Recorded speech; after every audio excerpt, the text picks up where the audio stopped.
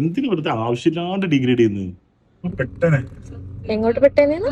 അവിടുന്ന് തിരിയാ 9 മണിയുടെ ഫിലിമിന് 9:01 ഞങ്ങൾ ബ്ലോക്കിൽ കിടക്കുമായിരുന്നു കേട്ടോ. ബ്ലോക്കും കഴിഞ്ഞ് 2-3 വഴിതെറ്റലും കഴിഞ്ഞിട്ട് 9:10 ഞങ്ങൾ തിയേറ്ററിലെത്തിയത്.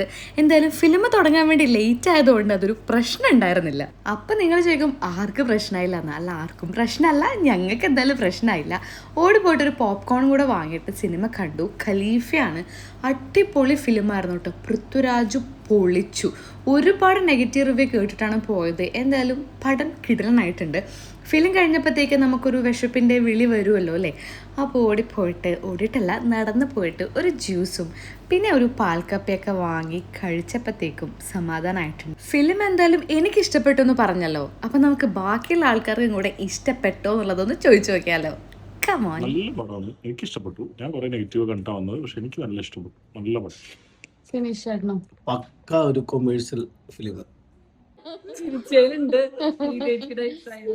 അടിപൊളി പടം. എനിക്ക് ഇഷ്ടമായി. ഇഷ്ടായി.